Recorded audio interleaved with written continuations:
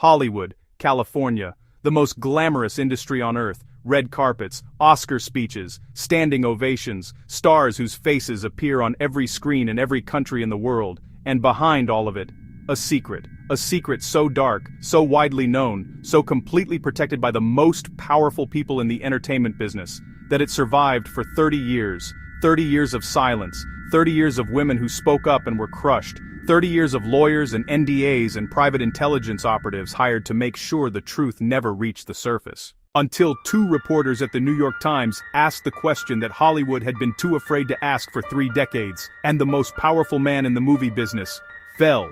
This is the story of Harvey Weinstein, how he built a $2 billion empire on talent, taste, and terror. And how the women he silenced for 30 years finally made sure the world heard every word. Harvey Weinstein was born in 1952 in the Flushing neighborhood of Queens, New York. His father was a diamond cutter. His mother was a force of nature who ran the household with a discipline that left a permanent mark on both Harvey and his younger brother Bob. He was not Hollywood. He was loud, aggressive, physically imposing, relentless in a way that made people uncomfortable and impressed at the same time. But he had something that the polished, connected children of the industry establishment did not have. He had taste. An almost frightening ability to read a story and know, instantly, viscerally, whether it would move an audience. In 1979, Harvey and Bob Weinstein founded Miramax Films, named after their parents, Miriam and Max. They had no studio backing, no industry connections, no safety net of any kind, just hunger and Harvey's instinct. In the early years, Miramax built its reputation distributing foreign and independent films that the major studios had dismissed as uncommercial, films with subtitles, films with difficult subjects, films that the Hollywood establishment looked at and said, "Nobody will watch this." Harvey Weinstein looked at the same films and said, "Watch me." Then in 1989, everything changed. A young director named Steven Soderbergh had made a film called Sex, Lies, and Videotape. Every major studio had passed. Harvey Weinstein acquired it. Then he did something the industry had never seen before. He didn't just distribute the film. He created a campaign around it. He manufactured controversy. He made the film feel dangerous and important and unmissable. He understood, years before social media, years before viral marketing existed as a concept, that people don't just want to watch a film, they want to feel like they are part of something. Sex, Lies, and Videotape grossed $36 million on a $1.2 million budget. Harvey Weinstein became someone, and becoming someone was not enough. In 1993, Disney acquired Miramax for $60 million. Harvey Weinstein now had the resources of the most powerful entertainment company on earth behind him, and he used them. The English Patient, Pulp Fiction, Good Will Hunting, Shakespeare in Love, Chicago, The Aviator, Gangs of New York, film after film after film, Oscar after Oscar after Oscar. Harvey Weinstein won or produced more Academy Awards than almost any individual in the history of Hollywood. He became the kingmaker, the man who could take an unknown actor and make them a star, the man who could take a film nobody wanted and turn it into the most talked about movie of the year. In Hollywood, Harvey Weinstein's approval was worth more than any studio contract. His phone call could launch a career, his silence could end one. And everyone knew. Everyone. And that is the most important word in this entire story. Everyone. Because what happened behind closed doors was not a secret. Not to the agents who represented the women he targeted. Not to the studio executives who worked alongside him. Not to the actors who shared stages and screens and award ceremonies with him for decades. Not to the journalists who had heard the rumors and been told, in no uncertain terms, that pursuing the story would cost them everything. Everyone knew. And, for 30 years, nobody said a word. Here is what they knew. Beginning in the late 1980s and continuing for 3 decades, Harvey Weinstein developed a pattern. A predatory, systematic, deliberate pattern that dozens of women would later describe in devastating, overlapping, consistent detail. He would identify women who needed something from him, an actress who wanted a role, an aspiring filmmaker who wanted a meeting. A young woman who had been told, by her agent, by her manager, by everyone in her orbit, that Harvey Weinstein was the most important person she would ever need to impress. He would arrange to meet them in private. Hotel rooms, private offices, locations where there were no witnesses and no way out. and then he would make it clear. What happened in that room was the price of what they wanted. Some women escaped. Some women found ways to leave without giving him what he demanded. But many did not. And when they tried to speak, when they told their agents, their colleagues, their friends what had happened, the machine came for them. Weinstein employed a team of lawyers whose primary function was not to advise on contracts, it was to silence women. NDAs, non-disclosure agreements, were drafted within days of any incident. Women were paid, some were paid millions, in exchange for one thing: silence. Forever. But the NDAs were only the first line of defense. The second line was more sinister. Harvey Weinstein hired a private intelligence firm called Black Cube. Black Cube was staffed by former Mossad and Israeli intelligence operatives. Their job was to investigate and intimidate women who were considering speaking publicly. They posed as journalists, as feminists, as advocates for victims. They got close to women who were thinking of going on the record. They gathered information that could be used against them. They made it clear, without ever saying it directly, that speaking out would cost more than staying silent. It was a system. A sophisticated, well-funded, professionally operated system, designed with one purpose: to make sure Harvey Weinstein's secret never became the world's knowledge. And for 30 years, it worked.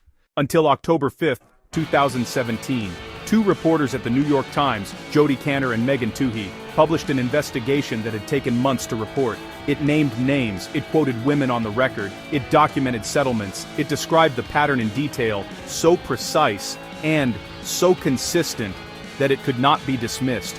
Ashley Judd, Rose McGowan, Gwyneth Paltrow, Angelina Jolie, Uma Thurman, names that the entire world recognized, women who had sat across award ceremony tables from Harvey Weinstein, who had smiled for photographs with him, who had thanked him in Oscar speeches, and who had been carrying what he did to them, alone, in silence, under legal threat, for years.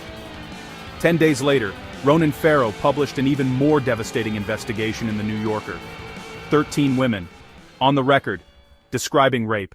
The world stopped. Within days, Harvey Weinstein was fired from the company that bore his name. Within weeks, he was the most reviled man in Hollywood. Within months, the movement he had unwittingly ignited, Me Too, had spread to every industry on earth. Actresses, journalists, politicians, executives, chefs, musicians, women in every field, in every country, finally had the language, the platform, and the collective courage to say what had been happening to them for years. Harvey Weinstein had built a system to contain a secret. The system worked so well for so long that it convinced him he was untouchable. He was not untouchable. He was simply surrounded by people who had calculated that the cost of speaking was higher than the cost of silence. The New York Times investigation changed that calculation. Once Ashley Judd spoke, once Gwyneth Paltrow spoke, the calculation changed for everyone, and the dam broke. In 2020, Harvey Weinstein was convicted of rape in the 3rd degree and criminal sexual assault in the 1st degree. He was sentenced to 23 years in prison. In 2023, a Los Angeles jury convicted him on additional counts. He faces the possibility of spending the rest of his life in prison. The Weinstein Company, the studio he built after splitting from Disney, filed for bankruptcy in 2018. Its assets were sold for a fraction of their value. The empire was gone. But the story of Harvey Weinstein is not really about one man. It never was. It is about a system built by an industry that valued power and profit above the safety and dignity of the people who worked within it. Think about what it took to keep this secret for 30 years. Agents who knew and said nothing because Weinstein could make or break their clients. Studio executives who knew and said nothing because Weinstein delivered Oscar campaigns and box office returns. Journalists who knew and said nothing because their editors told them the story was too legally dangerous to pursue. Lawyers who knew because their entire job was to make sure nobody else did. An entire ecosystem of complicity. Not evil people necessarily. People making calculations. People deciding that their career, their client, their publication, their firm was worth more than the truth. And those calculations, made by hundreds of people over 30 years, created the conditions in which Harvey Weinstein was able to do what he did. Again, and again, and again. The first lesson of Harvey Weinstein is about the relationship between power and accountability. In any industry, in any organization, when one person accumulates enough power that the consequences of crossing them outweigh the moral imperative to stop them, the system has failed. Harvey Weinstein was not protected because Hollywood was uniquely evil. He was protected because the incentive structures of his industry made protection rational. The lesson for every business, every organization, every institution is this: no one should ever be too valuable to be held accountable. The moment someone becomes too big to question, they have become too big to be safe. The second lesson is about the price of silence. Every person who knew what Harvey Weinstein was doing and said nothing, every agent, executive, journalist and lawyer who calculated that silence was safer than truth, paid a price, not a legal price, in most cases, but a moral price. The knowledge of what they had allowed. The understanding that their silence had made more victims possible. That is a price that compounds over time. And it is a price that the women he silenced paid every single day, for 30 years. The third lesson is about the power of one voice. The New York Times investigation that broke the Weinstein story required women to go on the record, to put their names, and their careers, and their reputations, and their legal protections on the line. Ashley Judd was the first.